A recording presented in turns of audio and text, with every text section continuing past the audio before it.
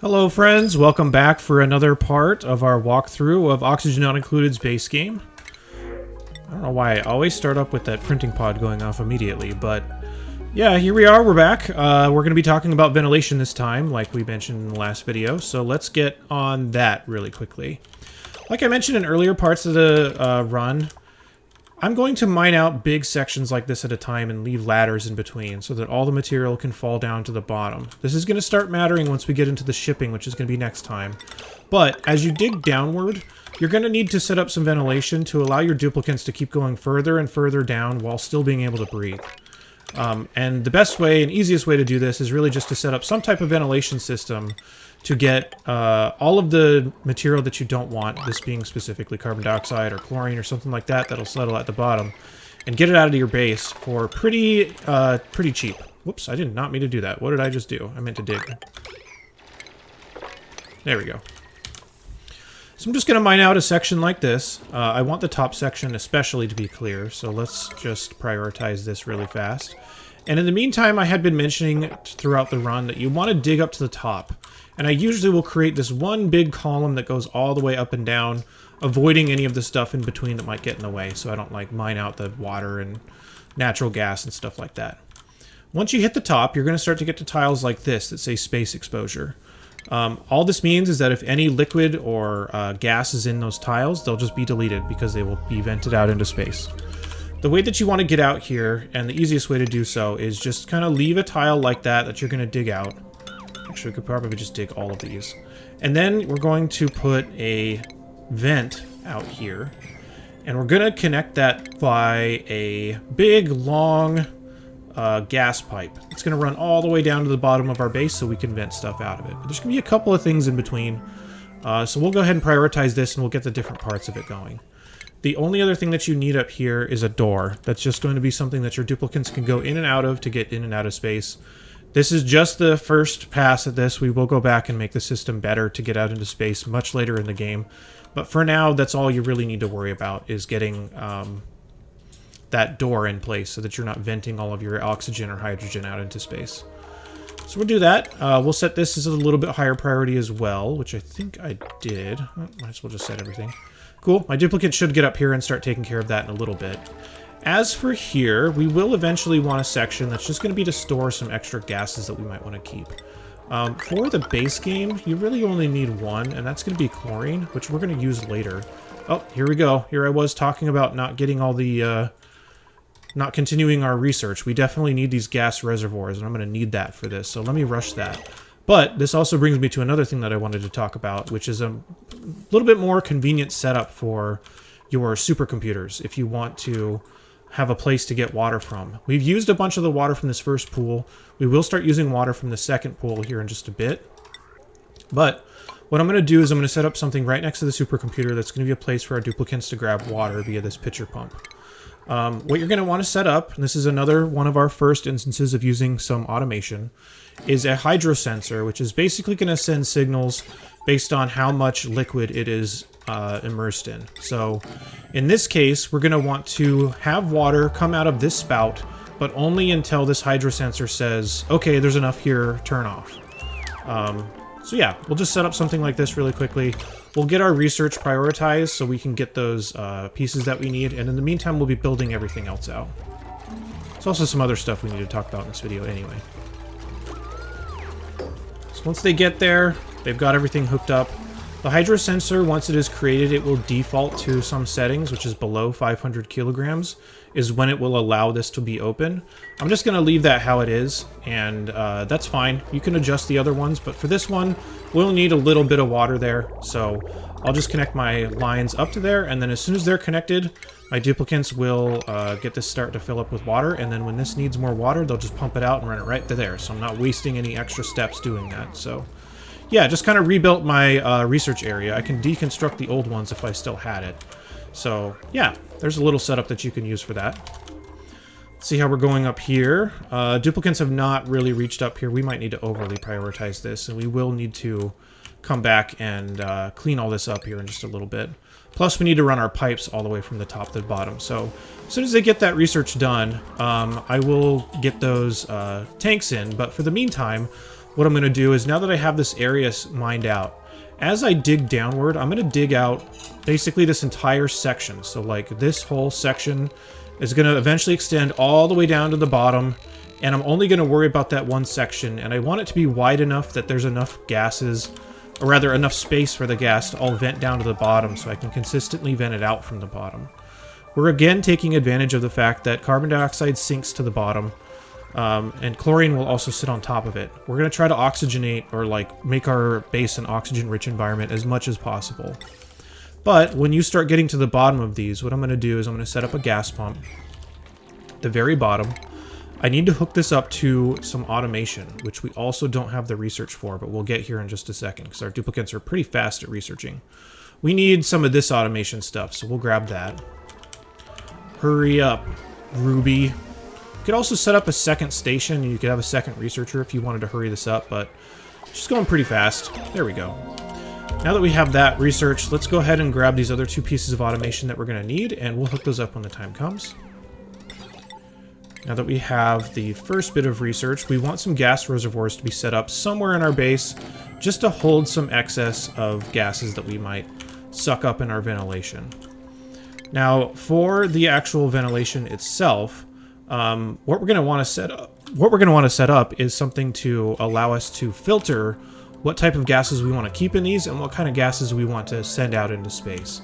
Let me check to see where the research is for that, because I've been saying this whole time, you really want to have your stuff ready to go when you need it, and here I am not ready to go, but the research should turn around pretty quickly, so we'll get that all set up. Initially, though, let's set up a pipe that kind of runs up here, something like this. This is the area we're going to do our filtration, and most people will be like, oh, a gas filter, okay, I'll just use that. But this is actually really power inefficient. You're going to spend a lot of power filtering your gas when you don't have to. I'll show you a different way to set this up once we get all of our research done. We're going to also just set up a pipe, maybe somewhere like here, that is going to be our stuff that we vent out. The stuff that we want to go somewhere else, I'll just set up like this. This will all make sense here in just a minute, but we're not going to connect anything up yet. I want this to go all the way up to outer space so we can vent all this stuff out when we're not needing it anymore. And I'm trying to straighten some of this out. There's like water and stuff in the way that I'm trying to get out of there, but yeah. Alright, now that this is all done, this is basically it. Nothing too special. Just need to connect all that stuff up. Let me fix this pipe really quick. Okay, we'll give our duplicates a little bit of time to get all that kind of stuff done because we still need to set up the pipe and get some research. So in the meantime, let's talk about some other stuff that's changed. I did move my blossoms away so that they're all kind of contained in this one small area. I will further condense this down once I'm sure that we're more stabilized on things.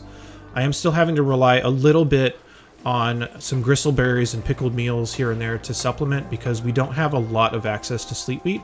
Like I mentioned, if you're on this map as well, this is not a great map for sleet wheat, at least as far as things being very accessible. So we will need to find another ice biome that we can grab sleet wheat from. There's one here that I'm probably going to go for, even though it's really far out of the way. There's also another one here, but I don't really like this one as much because my duplicates are going to have to go down a lot, and that's where all the carbon dioxide is going to settle. So they're not going to be able to work very effectively down here. It might take forever. They might not even necessarily be able to reach it if it's too far. So I'm not going to use that one. I'll continue to dig around a little bit and try to find where the other ones are. I feel like there's one somewhere over here and one somewhere over here too. So if I can find one that's a little closer, that'll be ideal. If not, I'll just set up a place to get into this one. So just in case, I'll pre-dig over there and we can get ready to set up our doors so we can start getting into here.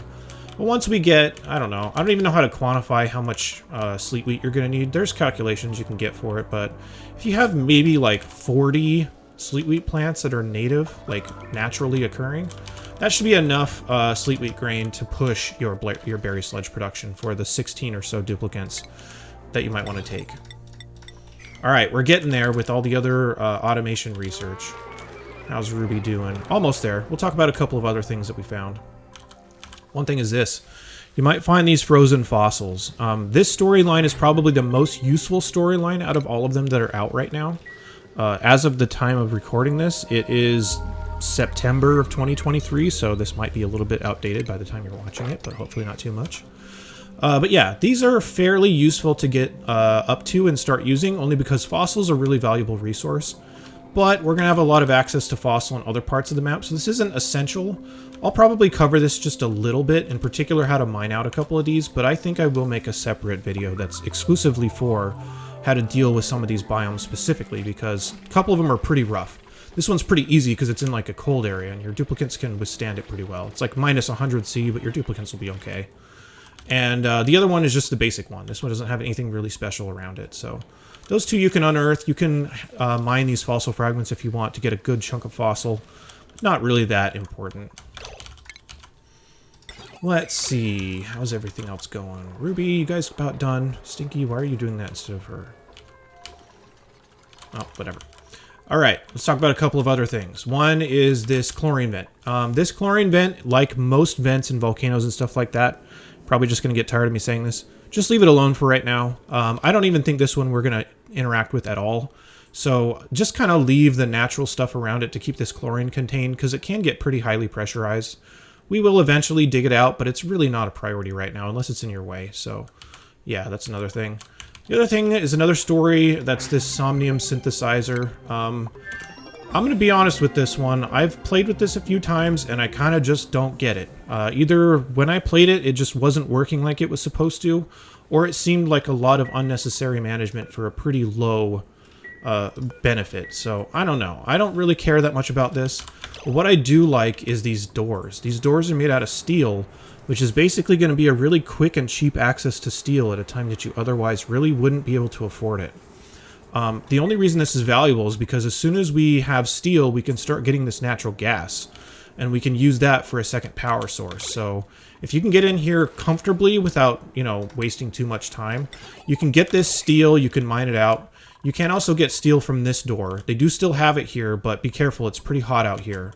Your duplicates might get burnt a little bit, and it's also, for whatever reason, when I deconstruct this door, sometimes it goes into like a natural tile of steel, which wastes a bunch of it, so I don't know. I'm kind of glad that these ones exist, and this is usually a little bit easier to find. So yeah, grab these steel doors if you can. Okay, I think we're ready for one last piece of research to make this go, which is going to be, whoops, it's not, yes, it is this. It's going to be this gas shutoff. I'll talk about that in just a second. So let's talk about the automation that's going to be set up on our pump for ventilation. The first thing that we need is a gas element sensor. I want to put that a couple of tiles above.